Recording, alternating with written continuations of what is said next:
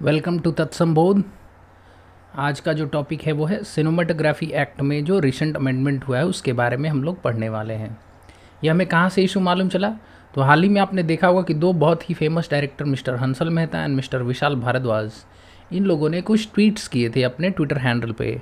उससे पता चलता है कि कुछ हुआ है। ठीक है, अब क्या हुआ है इसके बारे में जानकारी लेना ज़रूरी है, क्योंकि जब भी गवर्नमेंट कोई चेंजेस लाती है तो कुछ ना कुछ उनका थॉट प्रोसेस होता है और कुछ ना कुछ उनके ऑब्जेक्टिव्स होते हैं, उसको वो इम्प्लीमेंट करना चाहती है।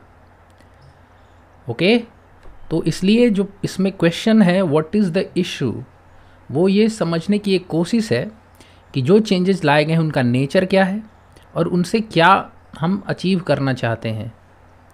और ये क्योंकि सरकार के द्वारा लाया गया है तो हम सरकार की भी पॉइंट ऑफ व्यू को देखेंगे और जिनके लिए लाया गया है उनके भी पॉइंट ऑफ व्यू को देखेंगे। ओके, आपको मालूम चलेगा कि ministry of law and justice ने हाल ही में एक ऑर्डिनेंस लेके आई है जिसका नाम है tribunals reforms rationalisation and conditions of service ordinance 2021।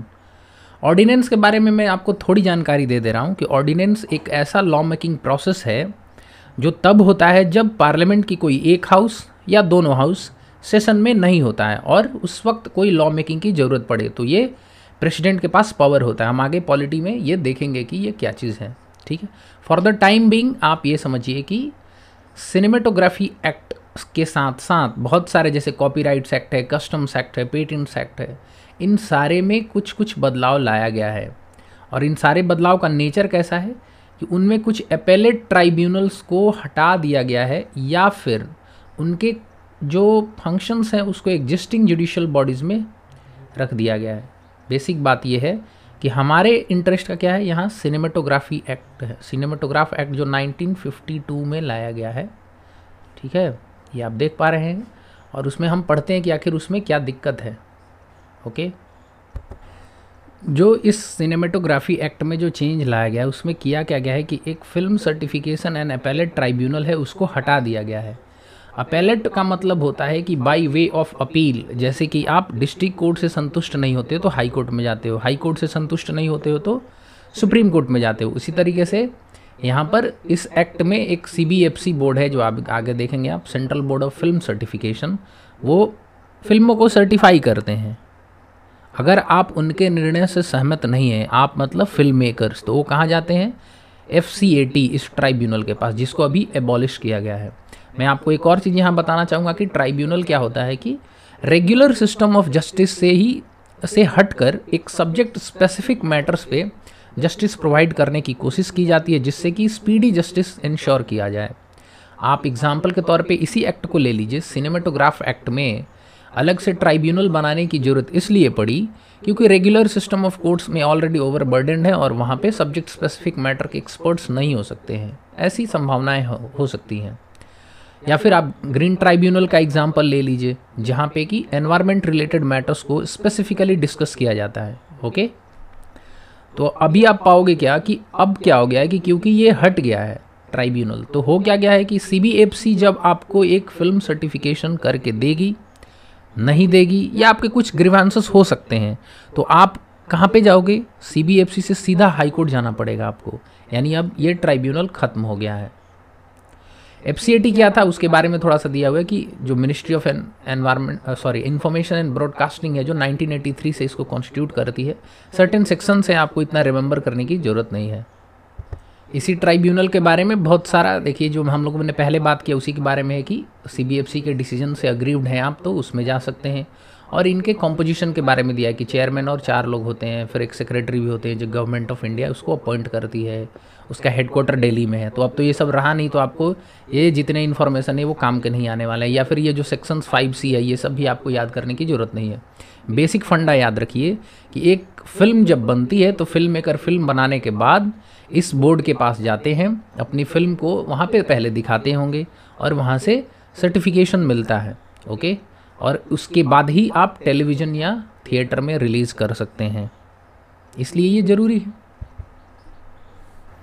तो CBFC के बारे में थोड़ा देख लेते हैं कि ये क्या है कि इसके कंपोजिशन के बारे में दिया है कि इसके एक चेयरपर्सन होते हैं और 23 मेंबर्स होते हैं जो कि सब के सब गवर्नमेंट द्वारा अपॉइंटेड होते हैं। कौन सी गवर्नमेंट? ये सेंट्रल गवर्नमेंट की बात हो रही है। और ये तो हो गया उसके कॉम्पोजिशन की बात। अब इसमें बात है कि ये सर्टिफिकेशन किस किस कैटेगरी में होता है। तो आपने बहुत जगह देखा होगा यू कैटेगरी, U/A, S, ये सारे फिल्म शुरू होने के सबसे पहले दिखाया जाता है। मैंने आपको पहले भी बताया कि किसी भी फिल्म को अगर आपको टेलीविज़न या थिएटर में रिलीज़ करना है तो आपको CBFC से एक सर्टिफिकेट लेना पड़ेगा। अब ये रहता है यू, अगर आपको सर्टिफिकेट मिला, इसका क्या मतलब है कि यह फिल्म किसी भी वर्ग के लोगों के लिए है। आप बच्चों को, बूढ़े को, बीच वाले सब को ले जा सकते हैं।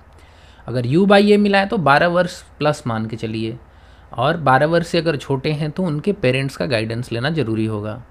अगर A सर्टिफिकेट मिला है तो ये तो आपको पता ही है 18+ एडल्ट, और S कुछ स्पेसिफिक, ये इंजीनियर्स, डॉक्टर्स, या एक तरह से कहिए कि आप प्रोफेशनल अगर कोई सिनेमा बनती है तो जो ऑडियंस मिसगाइड हो जाए उनको भी बताना सही रहता है, या फिर जो टारगेटेड ऑडियंस है उन तक ये बात पहुंच जाए तो अच्छी चीज़ है। इस वजह से इसको अपनाते हैं।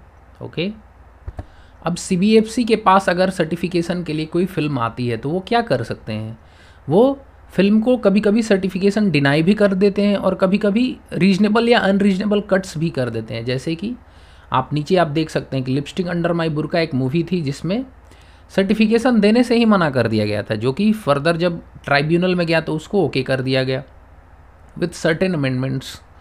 और कालाकांडी में तो 72 अमेंडमेंट्स आपने चेंजेस कहा कि आप कर दो। अब यार सिनेमा बना रहा है, उसमें इतने सारे चेंज करेगा तो उसका ओरिजिनल सिनेमा तो रह ही नहीं गया। तो इस वजह से लोग उसको आसानी से यूज़ कर लेते थे उस ट्राइब्यूनल को। अब क्या होगा कि अगर ये हट गया तो सीधे सीधे आपको कहाँ जाना पड़ेगा, आपको हाई कोर्ट जाना पड़ेगा, समझे। और हाई कोर्ट जाने में प्रॉब्लम क्या है, ये कौन बता रहा है। प्रॉब्लम एरिया जो है वो कंसर्न है स्टेक होल्डर्स का, जो फिल्म मेकर्स हैं, प्रोड्यूसर्स हैं। उनका कहना है कि हाई कोर्ट में बहुत ज़्यादा कॉस्ट लगता है। आपको मालूम है कि वहाँ पे अच्छे अच्छे वकीलों को हायर करना इतना आसान काम नहीं है, और वो लोग बहुत पैसा लेते हैं। डीले भी बहुत होता है, क्योंकि आपको मालूम है कि हमारे सिस्टम ऑफ कोर्ट्स में ऑलरेडी 3 करोड़ केसेस पेंडिंग है, जिसमें 13% केसेस जो है वो हायर कोर्ट्स में है, हाई कोर्ट और सुप्रीम कोर्ट में। तो उसमें ऑलरेडी इतना बर्डन है, उसको और बर्डन करना एक और चीज़ से ठीक नहीं है। और इससे क्या होगा, इससे होगा ये कि जो फिल्म मेकर्स हैं उनके समय पे अपील्स नहीं हो पाएंगी, धीरे धीरे समय नहीं मिलेगा, कभी अब आओ, 1 महीने बाद आओ, 2 महीने बाद आओ। तो प्रॉब्लम क्या होगा, एक तो डिले होगा रिलीज़ में, दूसरी बात है कि जो प्रोड्यूसर्स का मनी लगा हुआ है वो तो जा रहा है ना, क्योंकि फिल्म का जो प्रोडक्ट होता है वो एक तरह का पेरिशेबल गुड्स जैसा होता है। जितना ज़्यादा लेट करेंगे आपको उतना ज़्यादा घाटा होगा।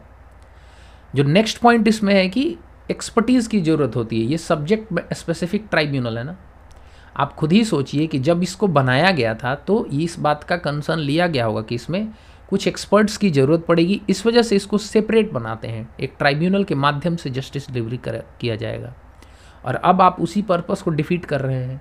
और एक आखिरी बात जो है कि ये सेल्फ सेंसरशिप को जन्म दे रहा है। सेल्फ सेंसरशिप का मतलब ये हो गया कि अब इतना ज़्यादा इस जस्टिस के सिस्टम को इतना टीडियस बना दीजिए कि लोग जाने से पहले 10 बार सोचे सॉरी, कि क्या हमें इस तरह का फिल्म बनाना चाहिए जिसमें फंसने की उम्मीद हो। तो वो बनाएंगे ही नहीं, ऐसे सीन से या ऐसे चीज़ शूट नहीं करेंगे।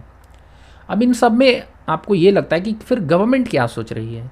तो गवर्नमेंट का ये सोचना है कि एक एडिशनल लेयर ऑफ लिटिगेशन हम हटा रहे हैं। जैसे कि अभी भी अगर आप CBFC के डिसीजन से सहमत नहीं हैं तो आप उस ट्राइब्यूनल में जाते हैं, और अगर उस ट्राइब्यूनल का भी डिसीजन आपको सहमति नहीं होता तो आप फिर हाई कोर्ट ही जाते हैं। तो अल्टीमेटली जहाँ जाना है सीधा ही क्यों ना पहुँच जाओ। तो उनका ये कहना है कि एडिशनल लेयर को हम हटा रहे हैं और कुछ नहीं। अब ये अलग बात है कि स्टेक होल्डर्स इस बात पे कितना अग्री करते हैं या नहीं करते हैं।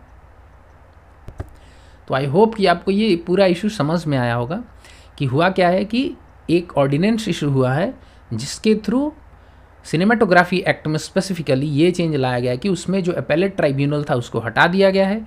यानी अब आपको CBFC के किसी भी डिसीजन के खिलाफ अगर अपील दायर करना है तो आपको सीधा हाई कोर्ट में जाना पड़ेगा। और सिस्टम वो शायद उन लोगों को अच्छा नहीं लग रहा है, पर सरकार ने इसको कर दिया है तो अब से यही मान्य होगा।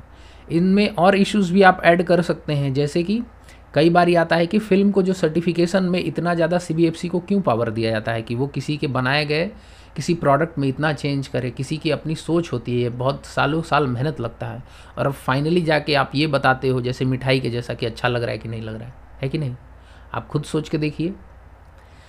तो उन लोगों ने सजेशंस भी, बहुत सारे पैनल बनी है जिसमें श्याम बेनेगल पैनल भी एक बनी थी, जिसने बहुत अच्छा सजेशन दिया था कि इसमें अलग अलग कैटेगरीज आप करने दीजिए खुद ही फिल्म मेकर्स को, वो खुद ही इसमें 12 साल 15 साल 18 साल जैसे ब्रिटेन में होता है उस तरह की व्यवस्था कर दीजिए। जिनको देखना होगा वो जाएंगे, जिनको नहीं देखना होगा नहीं जाएंगे।